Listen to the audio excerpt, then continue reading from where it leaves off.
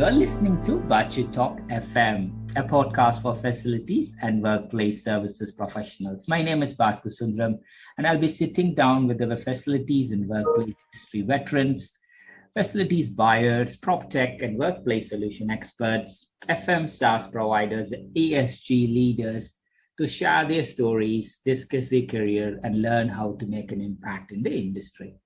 Today's guest is Lennox-Martin. Anne has been part of the facility story since the early 1980s.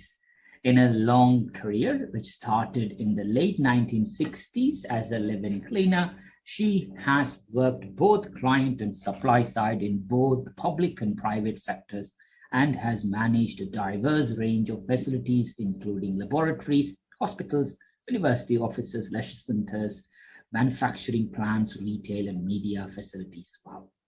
In 2007, Anne was voted one of the most influential women in FM according to FMberg, and in 2013, she was presented with the Institute of Workplace and Facilities Management Award for profound impact of the FM industry.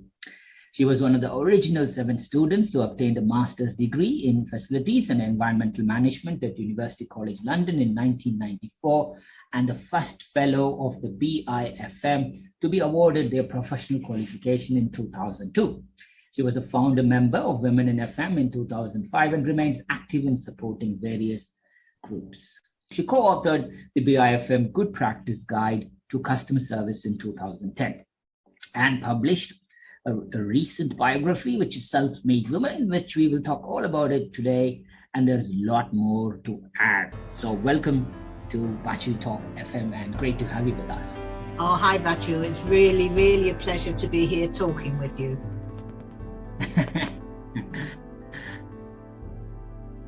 And let's go back to the very beginning. Where were you born? Oh, and talk about your... Well, I was born in 1948. Wow. So I'm definitely old, and I was born in Dartford, which is within, I'm not sure if it's actually within the Greater London area now, but if not, it's just outside. So people will know Dartford from the Dartford crossing on the M25. So it's just on the border there. Wow. And early memories, childhood memories, how was it growing up immediately after the World War? It was a funny time for me because my parents were very, very strict. In the 1960s, it was, all sex, drug and rock and roll. But for me, it wasn't. It was my childhood was quite difficult, and I was sexually abused by my grandfather for 3 years. And all of these things, I think, affect your energy for life. By the time I got out of that situation at 14, I was hungry for a better life and a better me. So I think that, in a way, started me off in a good stead. Wow. Immediately, what a challenging upbringing you had. And I mean, I'm sure you have captured all these things in your book. But I mean, schools and friends and community then, how was the whole setup? Well, we weren't allowed to have any friends around at the house. Oh, wow. So it was only at school that I met people, and I was a bit of an odd fish, I think. So I didn't make friends easily, and I was pretty much a lone person. I remember playing teddy bears with the little boy next door through the fence because we weren't allowed to actually mix together. And at school, I made a couple of friends, lifelong friends, funnily enough. My friend Wendy, her father ended up marrying my mother after their marriages. His wife died and my father left my mother. So they ended up being parents. So she ended up being my stepsister, which was lovely because she was the very first person when I went into the grammar school who said, "Oh, here's a spare desk. Why don't you sit down next to me?" Which was just such a lovely thing of her to do. Got it. I mean, it's beautiful how you managed to get relationships in a restricted environment. And so I mean, like sexual abuse today, at least there is some awareness. I would say some awareness. I'm still, it's not something people cannot come out explicitly and say this is what happened to me. But growing up in that environment, I mean, like, how did you build up your mental strength to just come out and of this whole family debacle? I mean, like, Well, I described a really strange happening in the book, mm, which happened to me when I was about 8 years old. mm, And in those days, we used to have music and movement with the BBC radio.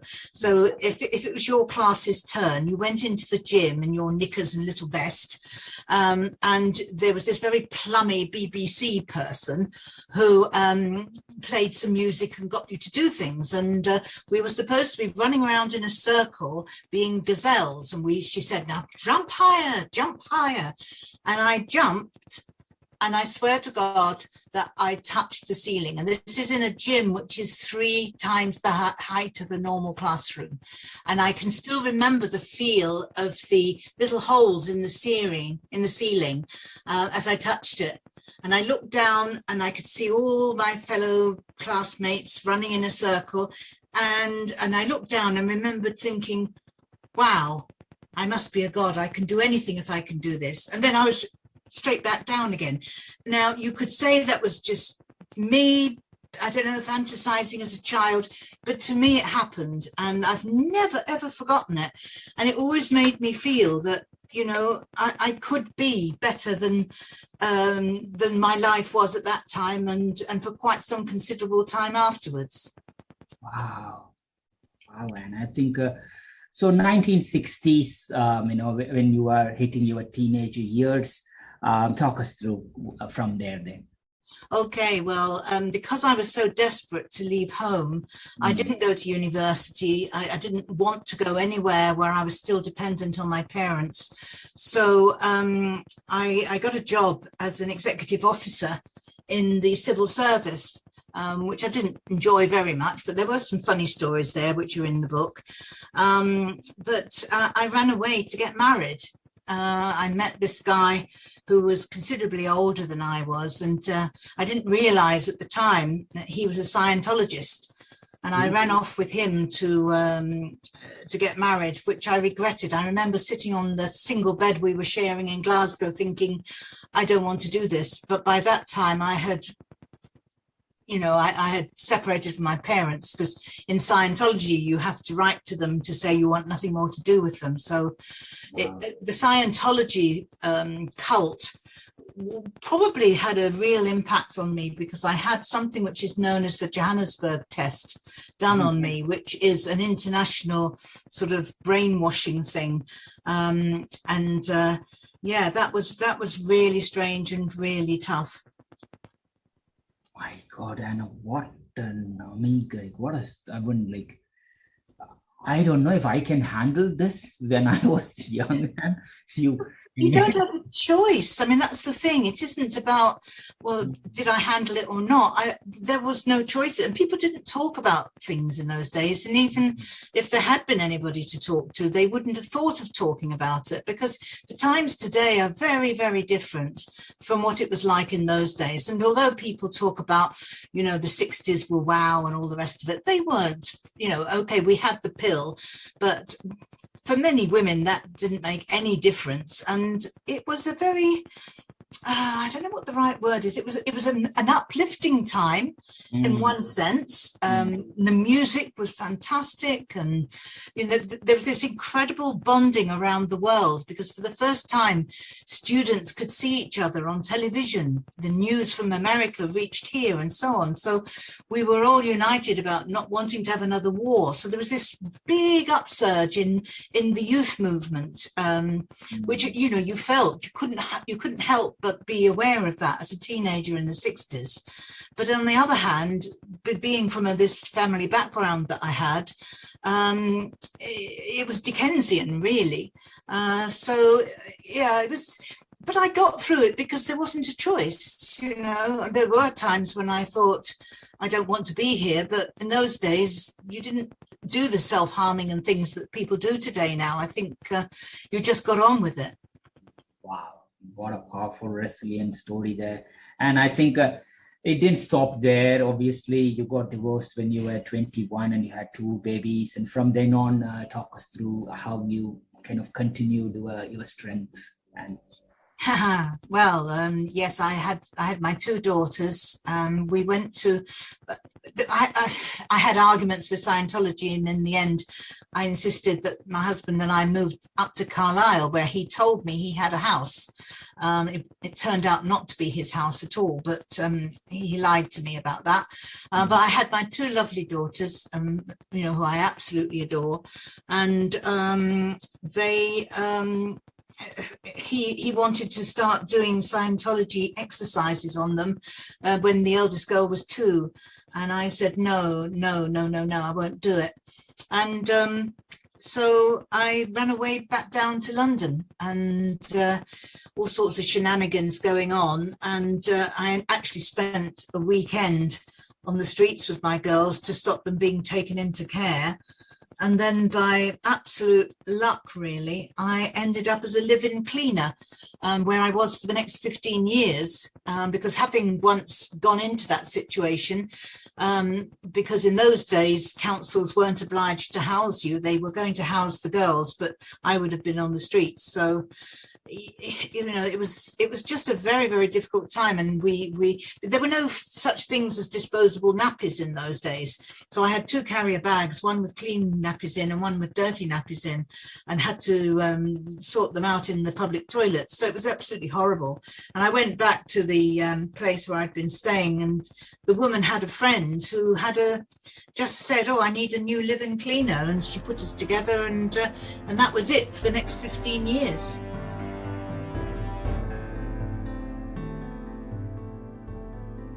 Moving from Scotland to London itself is a journey, and from there living in the streets with 2 girls coming in. But obviously the live-in cleaner might be a blessing for a few days, but after that you realize that it's pretty much like a modern slavery what you went through. Talk us through that 15 years of your life as well. And yeah, so again, there were up times and down times. The aspect of having to be a live-in cleaner was very soul destroying, because I knew I was brighter than that and I could have a better life, but I couldn't get out of the situation because we couldn't get a house anywhere, and I was never paid for being a live-in cleaner. So I was completely trapped. But at the same time, in my teens, I did a lot of folk music, and I'd started doing some semi-professional work. And while during those 15 years, I met my second husband, who was a guitarist, and some very kind friends started helping to look after the girls. And I did, as well as the cleaning, I managed to do some music work as well. So there was fun. I wouldn't say it was a time when there wasn't any fun, because there was, but it was a very difficult juxtaposition once again. So music, like that could be your stress buster or your release from your environment. How was music in the 1970s? And also during that time, you also saw some growing demands on women empowerment, charities coming in place. Talk us through the 1970s. Yes. Okay, well, during the 1970s, I got very, very heavily involved with politics. The lady I was working for was a leading light in the Labour Party, and she used to have parties with some very interesting and influential people. And I was asked down to do the washing up and sometimes to serve the drinks. And this woman came and talked to me when I was washing up in the sink, and she turned out to be a lady called Margaret Brummel, who was the newly appointed director of the National Council for One-Parent Families, which since Victorian times had used to be the National Council for the Unmarried Mother and Her Child. It was set up in Victorian times, but she was brought in to modernise it and make it fit for purpose. And she chatted away to me and said, "Wow, you're very articulate for your situation. Would you come on our management board?" And you can imagine me. I mean, I thought, wow, I'd love to. But of course, you know, I had no money for bus fares. I had the children to take to school. And I explained all this to her. And she said, well, if we can find a way around all of that, would like to do it? And I said, oh, I'd love to do it. So that's what they did. They altered the times of their management board meetings so that I could bring the girls with me. They gave me vouchers for the travel on the bus. And I used to go there, and the girls would sit on the floor doing colouring in, and there was Lord so-and-so and Lady so-and-so and Bishop Mister and all sorts of people. And I was very intimidated at first, but Margaret Bramall was inspirational. She used to come round after every meeting and talk me through what it had all been about and what decisions they were making and so on. And by about the fourth time I'd been, she said to me, you know, you can speak up. You've got really interesting points of view. So then I started contributing to the meetings, and they decided to get me to head up a campaign because of the change of name. So I appeared on lots of radio and television programs and so on, and got involved with some really high-level people. And I just didn't care, I guess. I had no fear, because nothing could be worse than what had happened to me. And I think that really stood me in good stead, that I felt no fear about anything. I just threw myself into anything that was available in the hope that one day it would lead me to a better life.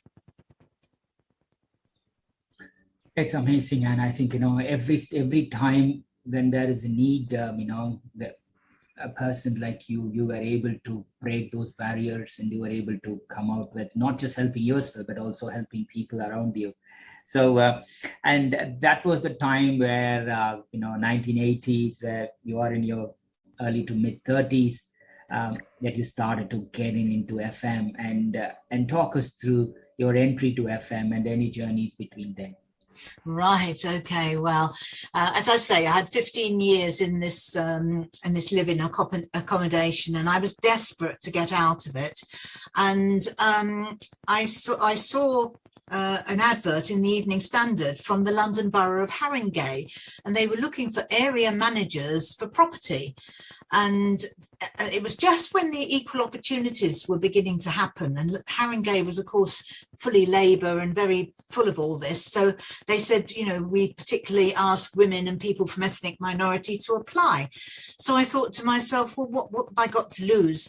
And I filled in the application form very badly, I discovered later, but I thought I'd done a good job. And to my surprise, I was invited for interview, not knowing that they had to interview me, because that was what the policy said.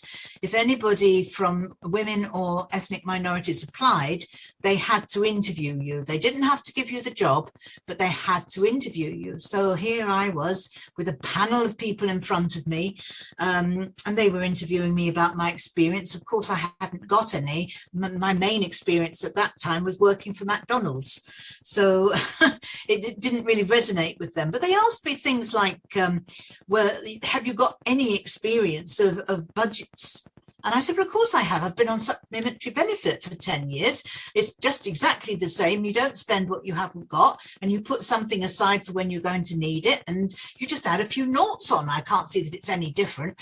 And they couldn't believe it. You know, that I really did come up with all sorts of things. They said, well, suppose there's a leak. How would you deal with a leak in the building? And I said, oh, well, by that time, I would have found out who was responsible for leaks, and I would have invited them over for a cup of coffee, and we would have chatted, and I would have got his phone number. And when there was a leak, I would have rung him up. And they just stood there sat there with their mouths open. And they said they just couldn't resist me. But I had to wait for 4 months, because they had 3 of these positions, and they'd got one guy who was in-house who they'd wanted all the time. Then they liked me, but there was not somebody for the third post. So they said, well, we're going to have to go out to interview again. Do you want us to hold your application over? And of course I said, oh, yes, please, not thinking it would ever come to anything. And lo and behold, by the July, I got a call to say, would you like to, are you still free? Would you like to accept the position? Oh, my goodness me, it was like Christmas every day. So nice. And I think you're moving from what you called as poverty to move into FM. It's a personal turning point. At the same time, I think it's also an entry into something that you are now as a special veteran. People like me, my age is not even your experience, right? And people look into you as a veteran. I mean, like that's an important part of your life. So, but it didn't stop there. You also had a major breakdown during the late 1980s as well. Talk us through what happened. Yes, well, I mean, the one thing I found when I got the first job as a property manager in Hornsey, I had 9 buildings, and I discovered that I was really good at the job. And because I was so interested in everything, especially health and safety, because the AIDS pandemic just came in, and just as I got the job at Haringey, and nobody else was interested in being on a health and safety committee. So I volunteered, and there were 40 men and me. And I just loved it. I just loved being part of everything.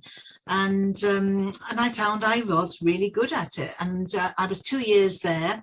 And then I saw another advertisement in the London Standard, which was for the Royal Postgraduate Medical School at Hammersmith Hospital. And I thought, oh, I'll try. So I put in another rather weak application, but they gave me an interview. And my wonderful boss said that he couldn't shut me up. He said he had never in his life before had somebody shut him up, which is why he gave me the job.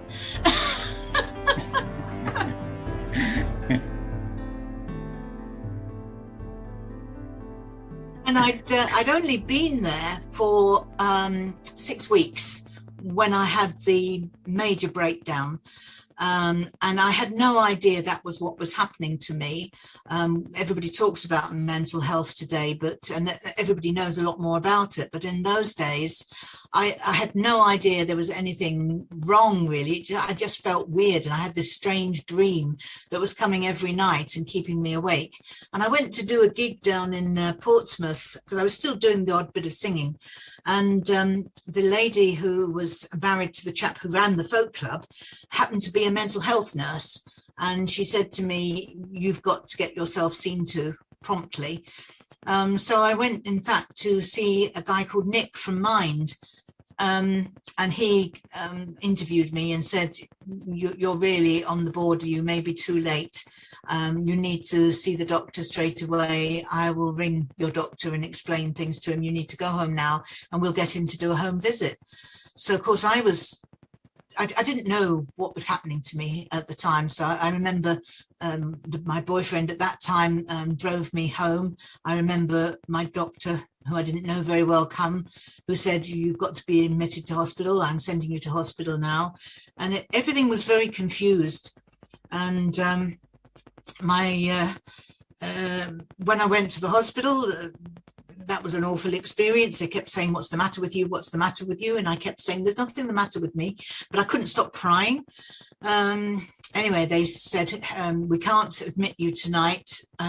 Is there anybody that can be with you?" And I said, "Well, maybe my daughters could." So they rang my daughters, and my daughters came overnight, and they took me back into the hospital the next day. When that was it then, because they weren't ready for me and they wanted me to sit in a room, and I freaked and ran backwards and forwards, bouncing off of walls, and eventually they found me under a kitchen sink in a fetal position. And I can remember the doctor holding out his hands to me and saying, "It's okay, you're safe now, you're safe now." And then everything after that was a complete blur, because they put me on so many drugs and things. And I was in that mental hospital for months. It was 7 months before I went back part-time to work, and a year before I went back full-time, and 2 years of psychotherapy before I was signed off as being okay. So yeah, it was a huge happening in my life. But you know what?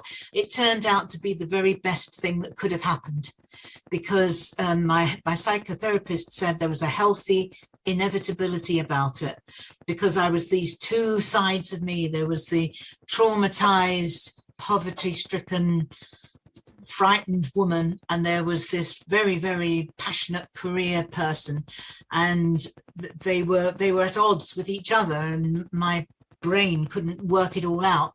And actually, the new job that I had, once I realized that I was going to be really good at it, I knew straight away it was going to be perfect for me. And I relaxed. And he said, that's what happened. I relaxed, and it was like a pendulum effect. I'd been keeping all this trauma away from me for so long that when I relaxed, it came and hit me sort of full on. So, yeah, that was interesting.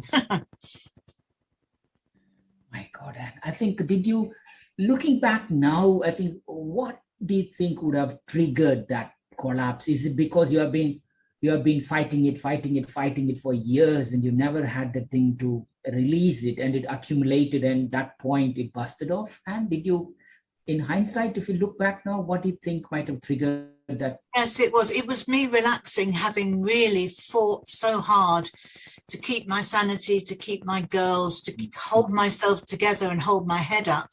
And that had been really tough.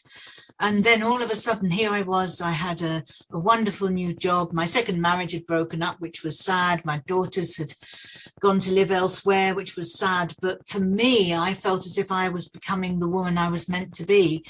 And then, of course, I relaxed, and all of this other stuff just came and knocked me off my feet.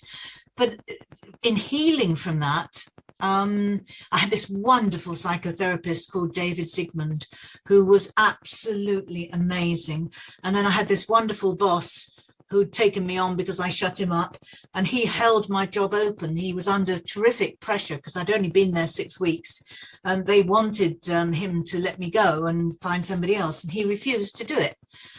Which was amazing of him. And when I finally left that job 6 years later, he wrote me a lovely letter saying that I had more than vindicated his faith in me, which I still have to this day. I have that letter. Wow. I mean, like, you always had the blessings, and I mean, like, it's just a test of character. And once you kind of prove that you are the special one, then there is always that love and support that you had it. So 1990s, I think, as you rightly started during the what we call the infancy years of what we call today as facilities management. It could have been something else those days. It was called, yeah, in the very early days, facilities management wasn't a well-known phrase at all. So you would have office managers, you would have property managers, premises managers, but the term facilities management came over from the United States. And for a while, it was confused with IT. So because IT had started calling themselves facilities management as well. And I remember going to a conference with Frost and Sullivan about facilities management. It ended up being all about IT, which was very confusing. So it took about maybe 3 or 4 years for that to settle down, and facilities management became the sort of the workplace, and IT just kept the IT name. But yeah, it was very, very interesting in those early days because, nobody knew what facilities management was. And those of us who were living it, there was an association of facilities management that a guy called John Crawshaw was the chief exec of, and Martin Picard, who I think you're going to interview at some point, wonderful, wonderful friend. He was in that as well, and many other people that certainly people in the pattern makers will know. Keith Glenister was in that AFM, Sarah Hodge was in the AFM. There were lots of people in those very, very early days, and we really started to do our own thing in terms of hot desking and all sorts of things that were coming over from the States. And Frank Duffy, who was the architect, who was very well thought of, and all sorts of people. And it was an exciting time because we just made it up as we went along. It was fantastic. Wow. I mean, like, so 1990s, when things start to kind of get into the world that we see in FM, you also started to take diverse range of roles and from both public and private sector. Talk us through some of the interesting projects that you have done over the years before we get into the associations and other things. Right, okay. Well, as I say, I started off with Haringey and did a couple of years there as a property manager. Then I did the Hammersmith Hospital role. That was 6 years I was there as the premises manager. And I loved that. That was my favourite job. And I did a lot of innovative things there. I created the One Team. People talk about the One Team today, but I was the first person in the public sector to do that. And that was all my team and suppliers, and we all worked together as one team, and it was absolutely fantastic. And then they sponsored me to do my master's degree, and the UCL, it was the first English master's course, because there was a guy called Keith Alexander up in Scotland who'd done masters at Strathclyde University, but the UCL one was the very first one in England, and I was one of the first 7 that went on that. And I obviously I hadn't got a first degree, but they did an examination for me so that I could prove that I was worthy. And yeah, so that was absolutely thrilling. And when I finished doing that, I was headhunted by 5 different companies offering me what at that time seemed just amazing packages. And I took one from a company called Procord, which then became Johnson Controls. And they were the first really big integrated FM contracts. And it was a wonderful company to work with. And so many of the people I worked with there, I'm still friends with today. I still keep tabs on them all. Wonderful, wonderful people. It was I was there until 2002. And during that time, I started off with British Gas. I looked after all their headquarters buildings in London and Solihull. Just as they were getting privatised, they were moving all of their people out to Slough, so they were gradually decommissioning buildings and selling them off. So that was really interesting, because I had some people, some places with really posh people like Cedric Brown and his flat, right down to sort of like call centres and things. And all of these things had to be managed as they gradually moved out of them. So that was interesting. I was there for 18 months doing that. And then the company said, we've got a contract in trouble. We'd like to send you to troubleshoot it. So I said, oh, okay, fair enough. And I went to do WPP, which is Martin Sorrell's company, where he did a hostile takeover of a number of marketing companies like Ogilvy and Mather and B&B and people like that, J. Walter Thompson. And it was a contract that had got itself into a lot of trouble. So I sorted all of that out. And then I was put forward as one of the candidates to put in front of BP. BP was the kind of major client for Procord at that time. And the guy who was running it at BP was moving off to run the NEC. So there was a vacancy, and the Procord Johnson Controls, it was just at the time they were changing. And there were 6 of us put forward to do a presentation, and they would choose the one that they liked the best. And they happened to like me, which was fantastic. So I was with BP for a couple of years, I think. And the oil industry are amazing because they do a lot of peer reviews and collaboration together. And Johnson Controls also had a contract with Esso, and the guy from Esso came over to see what was happening at BP, and he decided that he wanted something of the same. So he then said, can Anne come over to Esso and do what she's done at BP? So I went over to Esso, and that was really interesting because at BP I had 80 buildings, but they were all on one huge site. Whereas with Esso, I had not just the offices, but also the distribution centres, not the where the oil was actually processed, but the distribution centres I had. And we also did the very first cashless vending for petrol as an experiment down in the New Forest. So I was involved with all of that as well. So that was all fantastic. And so it went on, and I did a lot of things for Johnson Controls, including the graduate program and helping to run customer service training and working with some other companies like Aon. And then I just decided I'd met my present husband, my lovely husband, who was really my third time lucky. And I decided I'd have a year off. I'd go sabbatical, and we moved away from London and came and lived up in Shropshire. And I'd never had that in my life. I'd never had a time where I didn't have to do anything, because they paid me off enough to live for a year. So I did, and we had a wonderful wedding and a wonderful time and a wonderful move, and yeah, very good. Wow, you pretty much summarized your 40 plus years or 50 years of career there in like 8 or 9 minutes there. And I mean, well, there's more, Baachu. There's more, because when I finished my year's sabbatical, I then created my own company, which and then I did consultancy, and I did consultancy with a lovely lady called Marilyn Stanley, and we did work with the Sheffield University, we did work with Sky TV, we did a huge piece of work with the Metropolitan Police, and that is the other job that to me was absolutely perfect. I was just so glad to do that job, and I was training by this time, so with Quadrelect, which was BIFM training, I was running training courses. I was working with Scottish Parliament, with the Welsh Assembly.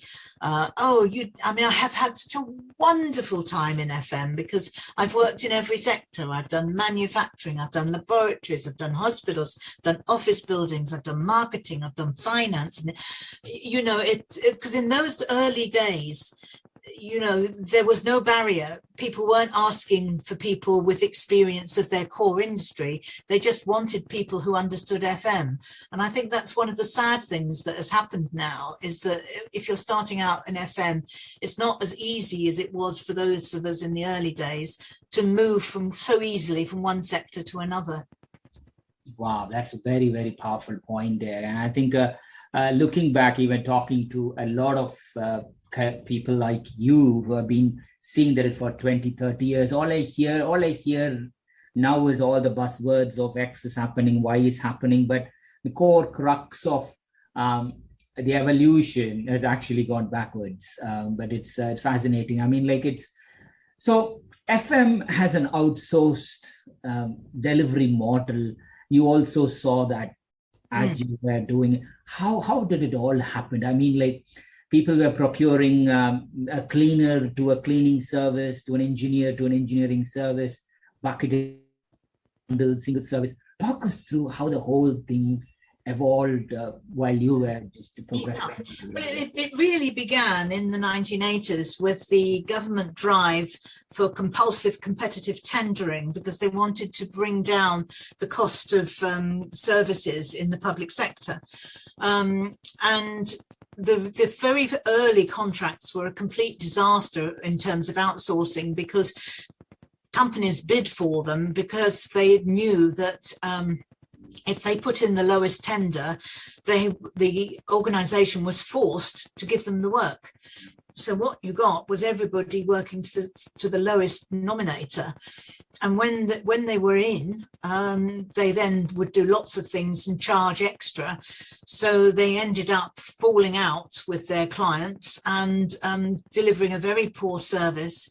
And people, you know, like the cleaners who used to work in hospitals and schools and private organizations, they had a real sense of pride of the organization that they worked for.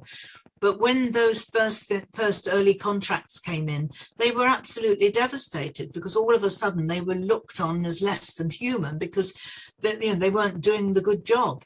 And it was a very bad time for outsourcing. But then by the early 90s, you'd got companies like Procord, there was Rank Xerox, there were a number of really good companies coming together to look at this new ideal of facilities management.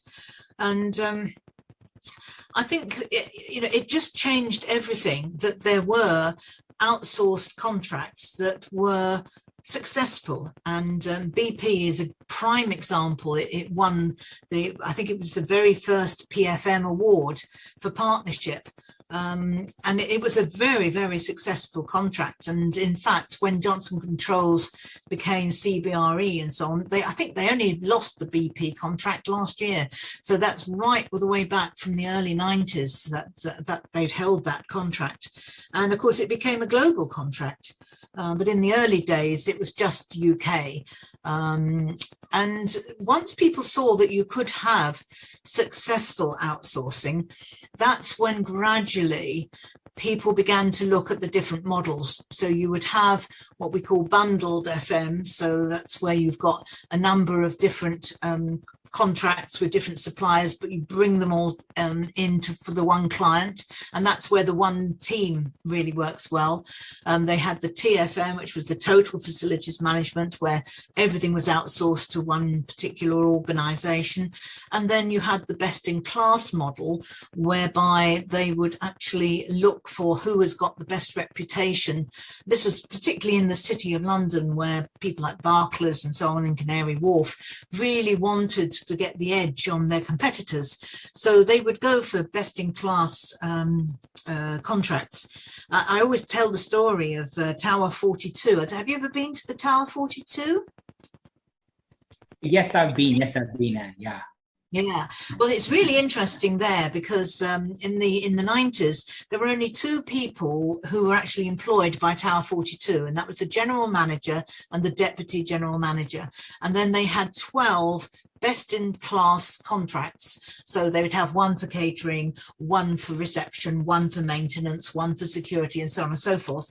And the people on site who managed those contracts for those companies became the in-house team for these two people who were employed by Tower 42. So they became this really, really clever one team, and it was all the buzzword at the time, and they won all sorts of awards, and it proved that you could have different models of outsourcing, and they could work, providing that the client was not being difficult, because quite honestly, the outsourcing that I've done a bit of research on this, and the outsourcing that doesn't work is often because the contract is not aligned to what the organization's priorities are, either because it's been procured in a different way, they've not found out what the organization needs,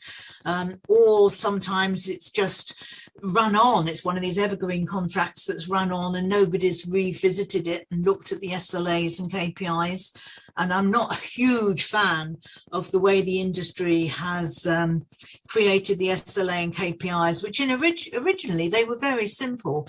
But now, after we've had generation after generation of consultants reworking them and adding their own bit of value, they're now incredibly complicated.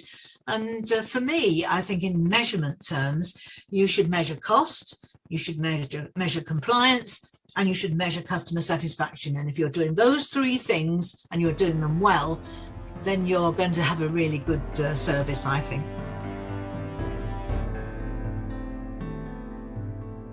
Wow, what a great summary of what should be done to make it happen. I think at what point in your career you thought, okay, you know what, you mentioned very early on there was an AFM, which is association, and gradually over the years we have BIFM. Talk us through your association with the industry bodies, AI in AFM, BIFM, or IWFM, etc. And then tell us the evolution of how that panned out as well, please, Anne. Yes, okay. Well, as I say, when I first came into it in the 1980s, there was the AFM, which was the Association of Facilities Management, and there was the IFM, which was the Institute of Facilities Management. And the IFM came out of office managers, and the Association of Facilities Management came more out of to be honest, at the very beginning, it was more sort of people with furniture, cleaning companies, and then gradually some more of the technical people came in. But they were more sort of specialist. But I went to both, and I was a member of both. And I have to say, for me, the association of FM was much more interesting and much more fun than the IFM, which was a bit stodgy. So then those two organisations came together in 1992 to form the British Institute of Facilities Management.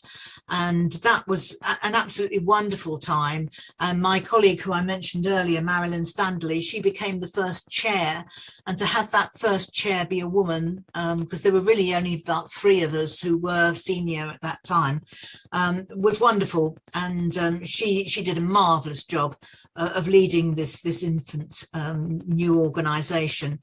But it struggled for the first few years. I remember Ian, oh God, my brain's gone now. There was a guy, Martin will smack me, but there was a guy called Ian in Johnson Controls, and he became the chair.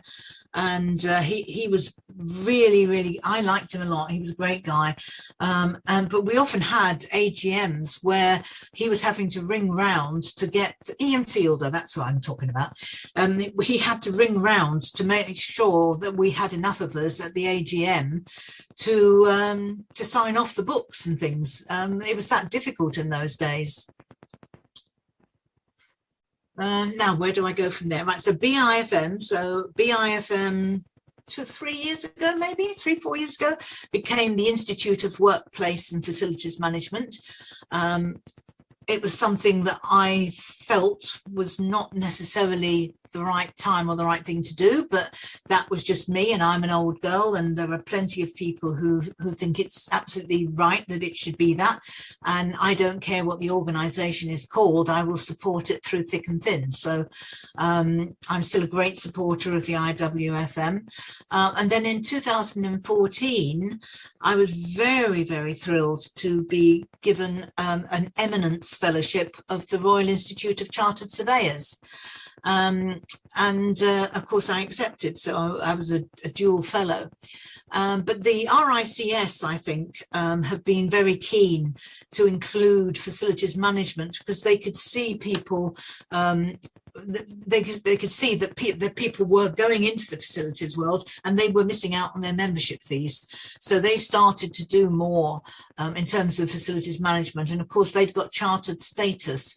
So for young career-minded people who wanted to get chartered status, they were going through the RICS route rather than the IWFM. So these bodies are all still really in, not the RCIS, but there's an infancy still to facilities management. And I think the generation that are doing it now, I take my hat off to them, because they are creating all sorts of things in a time of climate change, of COVID, of economic crisis, of Brexit. And, you know, the problems that and the challenges that organizations have today mean that facilities management is so much higher up on the organization's agenda than it ever has been before. And I take my hat off to the FMs of today. I really do. And while the industry was evolving, whether it's BIFM to IWFM or IWFM to IFMA to RICS, as you mentioned, you were also heavily involved on trying to bring equality to the FM world. I found a member of Women in FM. Talk us through about Women in FM, why Women in FM, and the evolution from 2005 till date as well, please, Anne. Yes, okay. Well, it was a very interesting time because, as I say, originally in the AFM days, I think there were three, maybe 4 of us who were senior in the industry. And for all of us, we just got on with. We didn't feel that we were discriminated against in our industry, because it was a very young industry. But as the facilities management world grew, by the time the 2000s were there were a bit of a swell of opinion amongst younger women coming into the industry that they were being held back. And Marilyn Standley and I and our really great colleague Lucy Jeans, we got our heads together. Lucy at that time was the chair of the membership board, and she was receiving a lot of pressure from younger women saying that the meetings were very stuffy and they were, you know, run by men for men, and they felt excluded. And Marilyn and I were a little bit unsure, and we said, well, you know, we've never really encountered this, but if there is that demand from the membership, then we should pay some attention to it. So what the three of us agreed to do was to hold a kind of a think tank meeting, which was held at Steelcase in Islington. They were a furniture design company. The word was put out to all the membership, and we invited men as well, because we were all convinced that we didn't want an elite, we didn't want a group that was totally inclusive. So we welcomed men as well as women. And at that inaugural meeting, we had well over 100 people came. And that was phenomenal for an FM meeting in London, just, you know, one evening of the week. And we all spoke, and people were asked to put forward their ideas. And it was agreed that there was a real demand for women to organise meetings for women that could include men if they wanted to come along.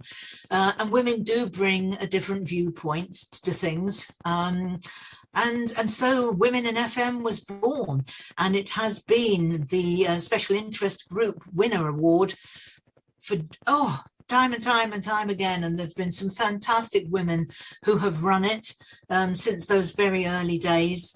And Nikki Lathbury, who is the current chair now, she is amazing. We've had people like Liz Kentish, Julie Cortens.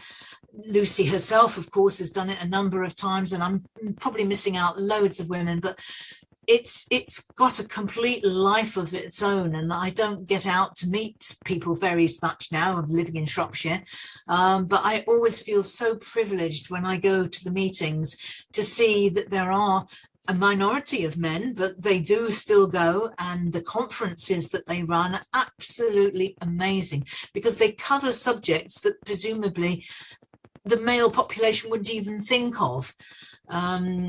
Yeah, I mean, and we've had some wonderful meetings and wonderful conferences.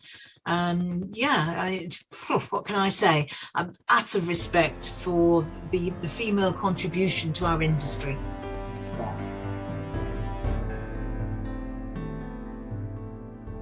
I mean, like, you know, what an amazing roadmap that you and our senior colleagues have set up, and a part of it, you know, even though you just came out of being a teenager, you just started your work and then pretty much find your space within FM, but you then went on to do the master's degree in facilities and environmental management in UCL.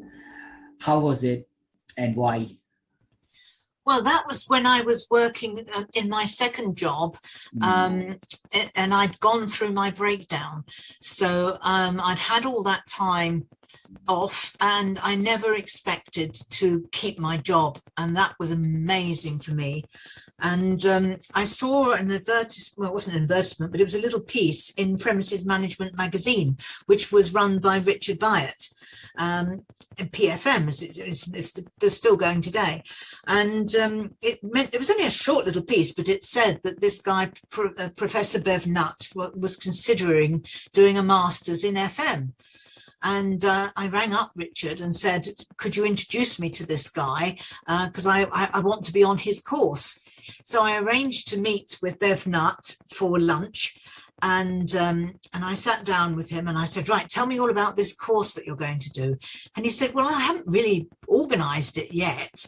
He said, it's just something I want to do. And I said, well, hurry up then. I said, because I want to be on it. And he laughed, and he went away and did it. He got a guy called David Kincaid, who was also from IBM, and the two of them developed this a very, very early course, and it was in the Bartlett School of Architecture at UCL, and it was absolutely inspirational. And I was so lucky that I was given, a day's leave, every week to attend, and we had some of the best people to give us lectures. People like Oliver Jones and oh God, I can't even remember all of their names now, but yeah, fabulous experience. And of course now education within FM has gone on leaps and bounds, because in those early days there was very, very little training available and certainly no qualifications.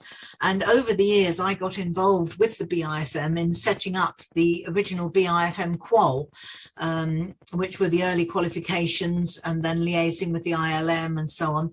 And I've seen the qualifications evolve, and people, look after themselves in their CPD. And for me, it's absolutely mind-boggling that in those early days, we had no training. There was nothing written. There weren't books about it. We literally did make it up as we went along.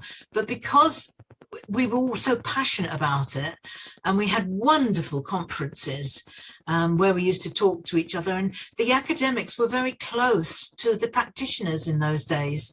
So we were really lucky in having people like Bev Nutt and David Kincaid and Keith Alexander and a guy called Bob who came from Bristol, and that we had the academics in there with the practitioners, and they learnt from us as much as we learnt from them, and that rigor gave us a strategic view of how facilities management could come to be a business profession.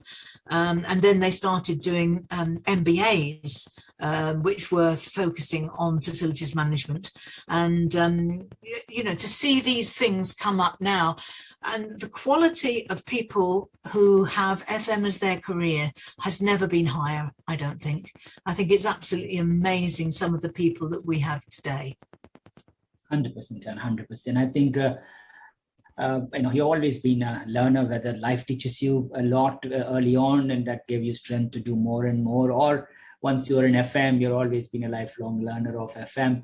So, that was evident when you were kind of voted as one of the most influential women in FM by FM World, and also profound impact in the industry. Talk us through, how was it to receive those recognitions? Well, gosh, I was absolutely amazed every time it happened that I guess the one in 2007, which was the 20 most significant, I can't remember what it was now, significant women in the FM industry, and there were 20 of us, and 10 years later most of those people had gone on to do different things, and there were only a handful of us still there.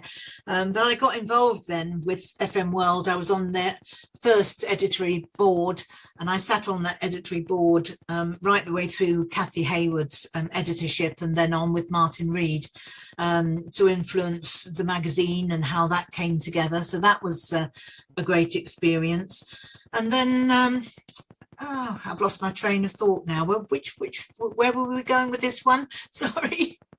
Now, we were talking about being recognized in the industry. Oh yes, sorry. Yeah, so I always thought that awards were a wonderful thing, and when it got to be 2010, 2011, I started wondering whether, perhaps I should put myself in for something, because I was coming to the end of my career, as I thought at that time, and I wanted to show the people who had stood by me all my life, the people who had made a difference and enabled me to be where I was.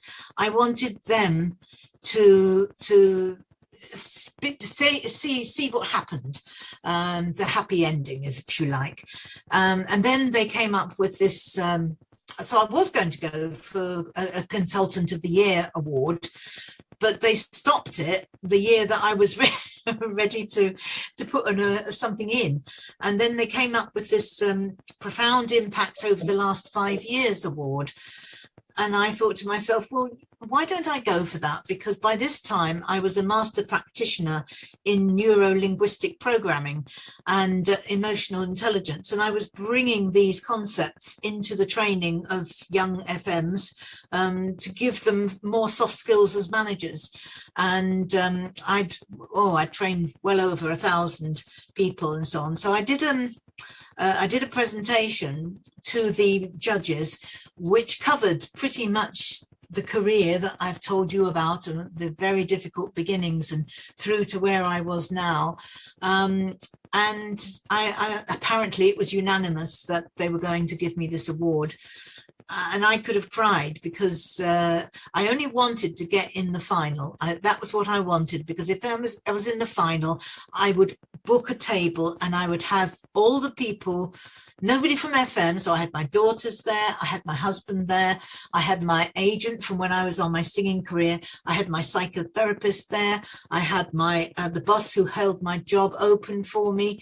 You know, I had everybody there on that table, and that to me was it. And I really didn't care if in fact, I'd forgotten about it. And then all of a sudden they announced the winner, and it was me. And there was this huge sort of woo went up in the room. And I'll never forget it. I was just completely gobsmacked.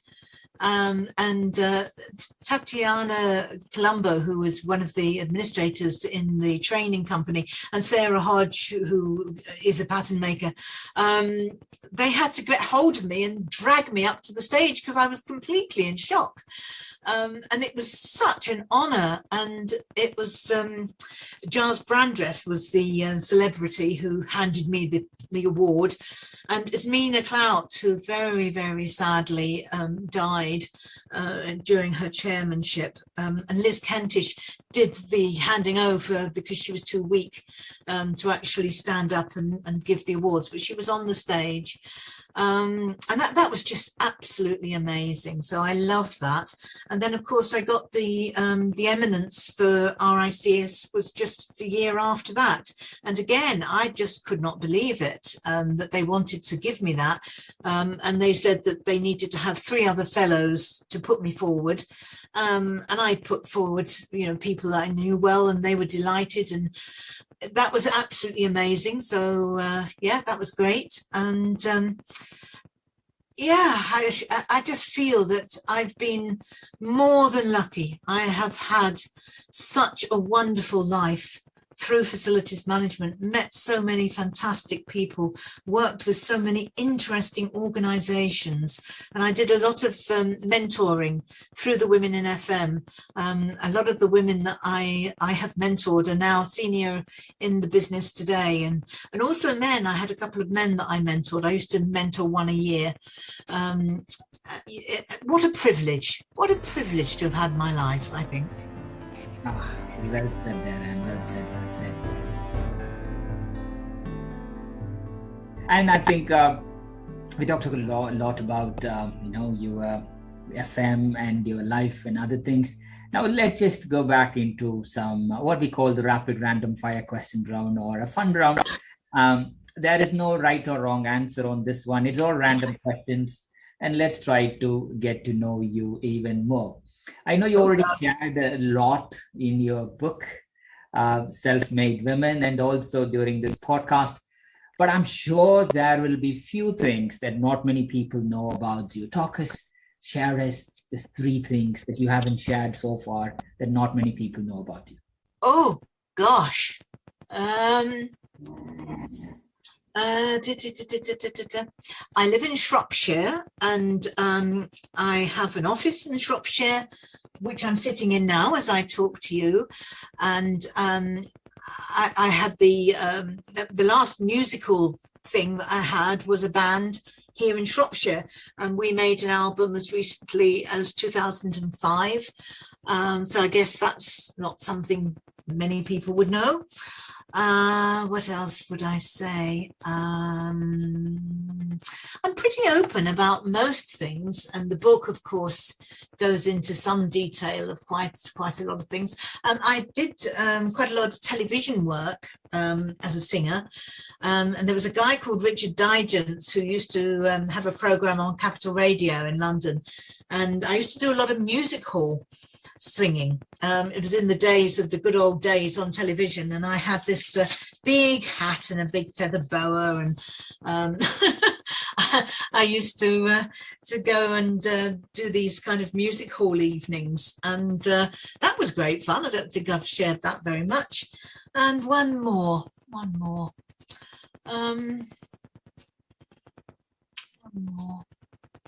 I think, if I'm honest, the thing that I regret the most is that when I had this drive to succeed, I could be quite harsh with people. There were times when I think I was harder on people than I would be today. And possibly that went with the territory at that time. I was managing big contracts in a man's world. And yeah, I think that's probably my biggest regret, is there are one or two people, and I think back and think, no, I should have been more understanding. And if I had to do that again, I would do it differently. That's quite nice.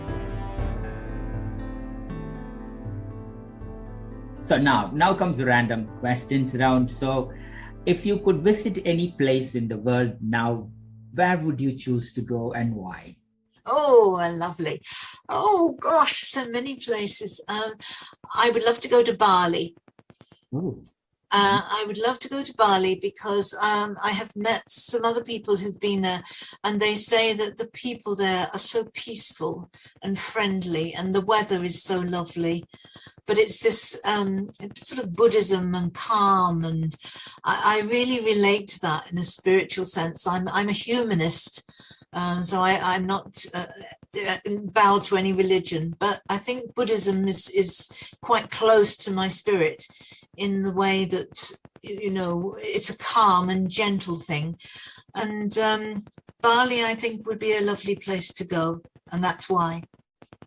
You will enjoy Bali a lot, being the twice, definitely. And so, if you could be invisible for a day, what would you do? Oh, if I could be invisible for a day, I'd sit in on Boris Johnson and find out what he's up to. Fly on the wall. I'd put him over my knee and give him a good spanking, I think. I will leave it to the listeners to think how the image goes out. That's good. So what do you get every time you go grocery shopping? Oh, right. Oh, well, I always get my gin. I'm a great gin and tonic fan. And lots of vegetables, because nowadays I eat mostly vegetarian. So I like to get fresh vegetables.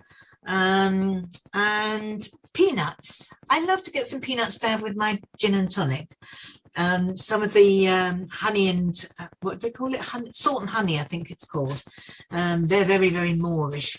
But I'm far heavier than I should be, so I really ought to get just vegetables. But I do give myself a little treat now and then. Yeah, why not? Why not? So I know we are in this COVID time, and we missed a lot of people. So who haven't you seen or talked to in a long time, and you hope that they're doing okay?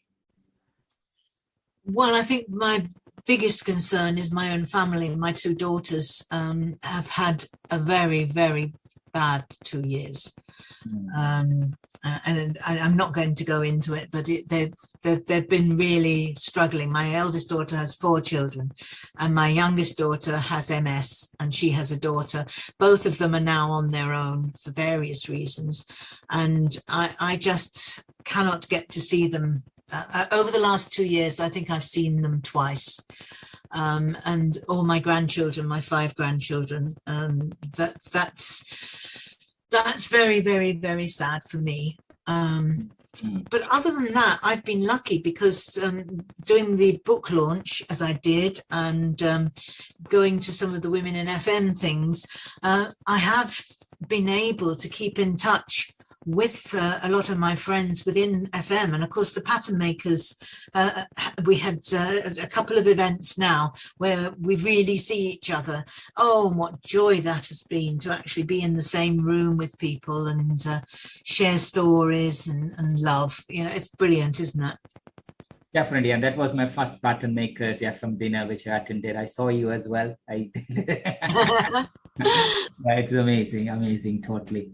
And you did, as you know, your autobiography is out. We'll put the link to it. But if we make that as a movie, would it be in the same title? And which female actress do you think would be very good in your role? Oh, goodness me, that is a question. I think I'd keep the title because Self-Made Woman is actually a song that I wrote. If you like your women soft and nice, if you like them made from sugar and spice, if you like them willing, if you like them weak, don't come round and see me, 'cause I'm not who you seek. I'm a self-made woman, and I know my own mind. Well, it won't make me easy, and it won't make me kind. Wow. Look at you, and that was beautiful. I haven't got the breath that I used to have in my younger days. But yeah, so that's a song that I wrote. So I think I would keep that because it's a bit of a mantra for me. Who would play me? Well, I mean, goodness me, there isn't any one person who could play me all the way through. So I'd love to have Julie Walters play me as I am now. That would be, and then who would play a young me? Gosh. Who would play a young me? I think there's a girl who was in the Harry Potter movies, a girl with attitude who played Hermione, and I think her name was Emily something. Yes. But she hasn't got my colour hair, but I think with makeup and that, I liked the fact that she acted attitude really well. And my early life, one of my ways of getting through was by having attitude. And as I think I said, I had no fear. So I just faced up to anything. I remember I was going in to see Barbara Castle, who was then the Minister of Pensions and Workplace or something. And I went with a guy called Harry Shepherd, who was the CEO of Marks and Spencer's. And I went in to do a briefing with him. And his secretary pulled me to one side and she said, "Don't you know who you're talking with? This is a very, very, very senior person." And I said, "I don't care." I said, "I'm here to get justice for one-parent families and I'll say what I like." Yeah. So I had balls, even though I wasn't a man. You are. And that younger person is Emma Watson. Oh, right. Yes, Emma Watson. Emma Watson. And that'll be great. Definitely. It'll be unbelievable. So if we restrict you, you are not allowed to eat more than 3 foods for the rest of your life, which 3 foods would you choose? And well, gin tonic. And gosh, I think it would need to be something healthy with that, wouldn't it? Potatoes, probably. Can I have my potatoes with some cabbage? As the proper healthy light, fruits and drinks, so you get your 5 a day. So that's nice. So again, such an amazing, true, beautiful story that you have. But in this past 2 years, there were so many things that happened during COVID. Is there anything else that you got inspired by in this 2 years, Anne? Well, yes, because funnily enough, I've retired several times. I'm a bit like Frank Sinatra, but one of the things that I have been doing, and I'm just about to start doing again, possibly, is working with the higher education sector and bringing them closer together and affecting their culture.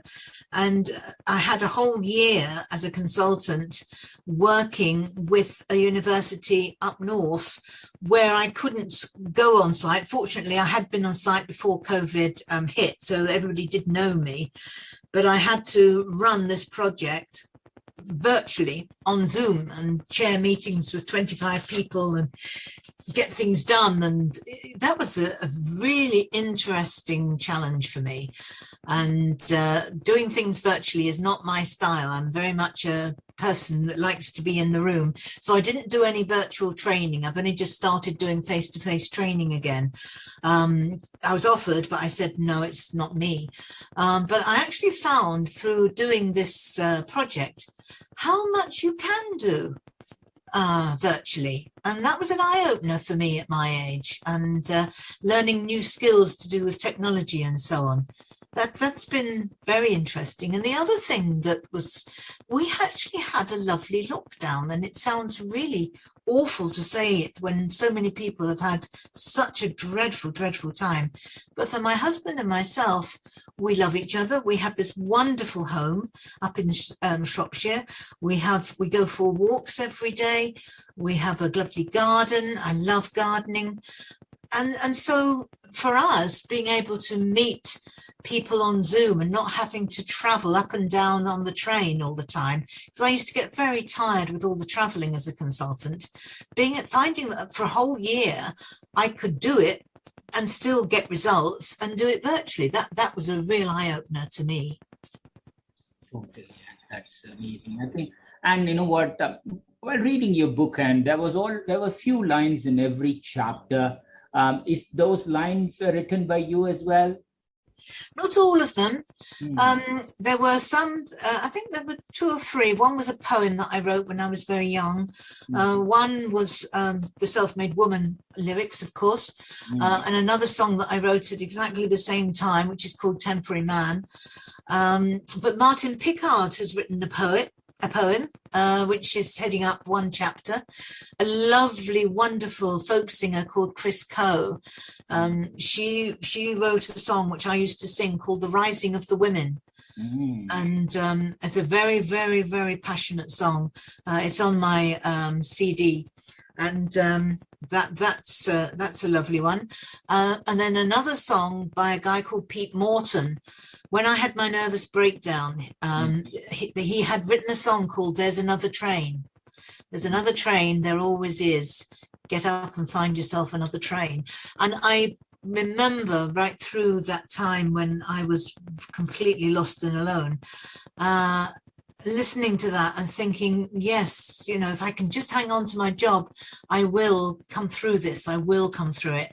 And that song was really inspirational. So I've got a verse for that in that chapter. So I've chosen different things for different chapters that mean something to me in my life. That's beautiful. I think especially the few lines in the intro was very powerful. If you like your women soft and nice, that's a very good one. Yes. So, but do you hear, is there anything in your listening, what we call the playlist? Do you listen to any playlist, or is there any favorite pop group that you listen to? I listen to my husband more than anybody else. He's a rock musician and blues musician, and he's got a wonderful album called Slow Road. And we have that on in the car because I insist on it. So I listen to that a lot. And then blues, you know, people like Gary Moore, any good blues music. I like the Rolling Stones, I like the Beatles, that's my 60s background coming out.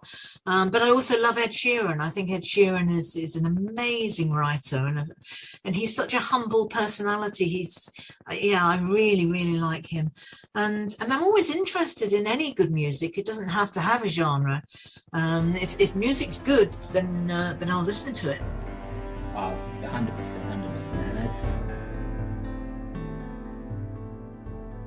I think over this an hour listening to you, and I think there are so many people who have influenced you in your life and career. If you can talk about who are the people who have been the most influential in your life and career so far, let's share our love to them.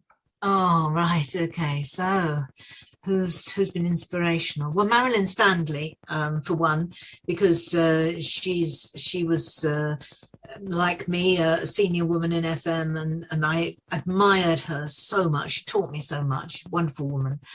And then the boss that I had who held my job open for me, he's been my inspiration. And obviously the psychotherapist, he's just brought out a new book now, the Human Conundrum, and he's amazing, marvelous international guy, fantastic. Barry Varco, who many people will remember from his days within Procord and Johnson Controls. I've always felt he was a big influence on me. And certainly in terms of FM, I think my biggest influence was a guy called John Jack. And it's so sad that so many people now don't even know his name, because to me, he is the godfather of FM. He was the guy who managed the management buyout from IBM, which became Procord. And he was the guy that made outsourcing have a heart. He was just an absolutely amazing personality, and very few people today seem to have heard of him, because he made a great deal of money by selling the business to the Americans, to Johnson Controls, excuse me, with his team. They all made a lot of money from it, and good for them. But yeah, because of that, they didn't need to work again. They didn't need to do an awful lot, although several of them are still doing bits and pieces. But John Jack, he's up there as far as I am concerned. And if you ask any of the veterans, I think they would agree with me, because he was just simply wonderful. And then on a personal note, I think that a lady called Erin Pitsey, who was the first woman to run Chiswick Aid. It's now become Refuge, but she set up an organisation to help women in domestic violence situations. And when there was something called the Finer Report, which was a white paper that came out in the 1970s, and there were several of us, people like Frank Field from Child Poverty Action, and Patricia Hewitt from Civil Liberties, and there were a whole host of household names almost, and Erin Pitsey was up there, and she was, oh my goodness me, she didn't take prisoners lightly. She was fearsome in defense of these women and their children, and she stood up to the men who came banging on the door to, you know, she was an amazing woman, absolutely amazing. And again, a lot of people haven't heard of her, but she was there in the 1970s when a lot of these grassroots organisations were just forming. And of course, Gingerbread, the National Council for One-Parent Families, is now Gingerbread. And the girl who formed that back in the 70s, Tess, she and I were great friends, and she was inspirational as well. But do you know what? I find inspiration in everyone I meet. I do. Yes, Anne, that's beautiful. Please continue, Anne. Yeah, I find inspiration in everyone I meet, because everybody has their story. And because I feel open to tell people my story, I find that people are open to telling me their story. And everyone has one. Everybody has one. And when you look for the good in people, you find it.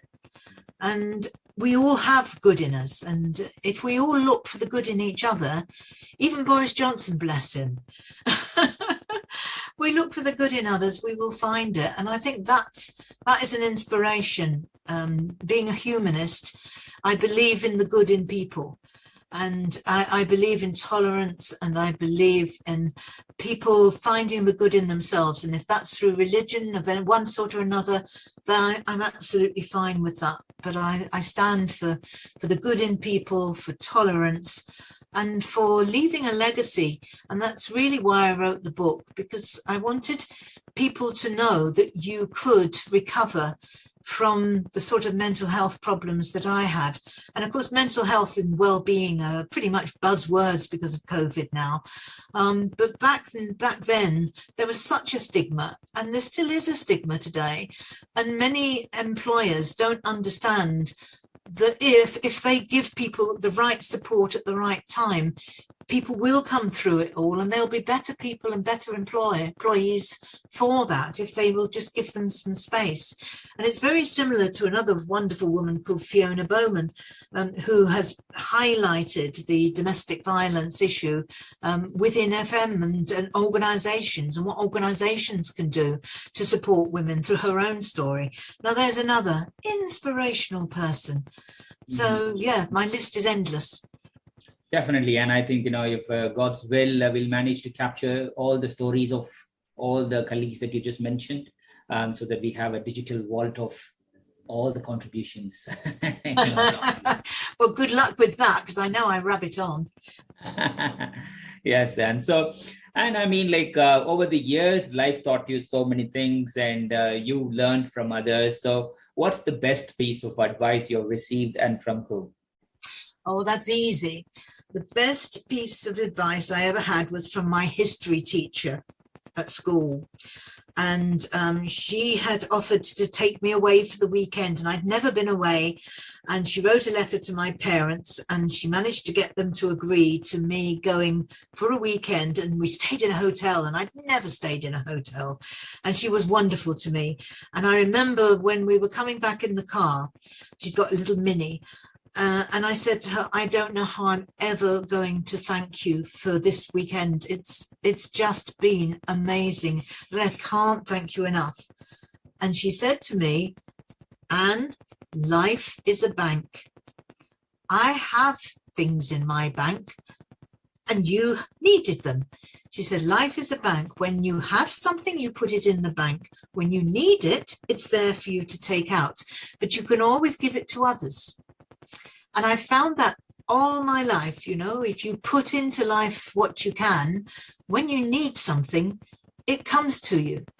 And what you've put in goes to other people. And it's a very enriching philosophy, which I love. 100% and 100% totally. And on the other side, what advice will it be the same advice you would like to share to any fellow aspirant who will be looking to pursue a similar career like yourself, or is there anything else you would like to share? I think that you have to be endlessly curious.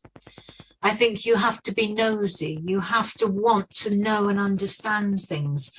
You have to be never afraid of asking questions, and never being afraid of saying, I don't know. Never feeling the need to be an expert. I don't feel that I'm an expert. I've just done a lot, and very happy to share it. But I don't think there is anything as an FM expert, because there's too many fields that are within facilities management, and all of them have their functional experts. But I'm a generalist, and I think it's fine. That's fine to be like that. Just be endlessly curious about people, about knowledge, about digital experiments, and I mean, all the Internet of Things. Gosh, I'm glad I'm not an FM operationally today, because I could never get my head around all these wonderful, amazing robotics and AI and things that are coming on now. So quite apart from the challenges that younger FMs have, my goodness me, they've got an awful lot to soak up. They must have brains the size of a planet. I think well said there. And at the end of the day, FM is a people's business. I mean, as you rightly said, it's done for people, by people. Technology and other things are coming up now. As long as the industry keeps that ethos, it's people first, I think it will still be a very critical note there. As we end the episode, Anne, is there any part of your life or career that we have missed, or is there anything else you would like to share to the listeners? I think they're probably sick of this sound of me by now. No, I think that's fine. If anybody listens to this, and I hope people do, I just send you all my love and hopes for your lives, and that you end up like me, being able to look back and say, you know, me and I, we get on well together. You know, if you don't love yourself, you can't love anyone else, I think. So it's wonderful to have been able to let go of all the things that went wrong, or people that hurt me or whatever. I can let all of that go and just celebrate all the good things. And I just hope that that is there for everybody who listens. Oh, that's very beautiful. And Dan, thank you so much. It's been an absolute privilege and honor to host you in the new Baachu Talk FM series. Wish you, your family, your loved ones, and everybody around you all the good health and happiness. Stay healthy, stay happy, and continue to share your love to us. Oh, thank you so much. It's been a delight talking to you, and please have a wonderful 2022. Thank you. And Dan's book, Self-Made Women, is available in Amazon, both as a Kindle version, paperback, hardback copies. We'll add that link at the end of this episode. So thank you, and thank you so much again. Thank you.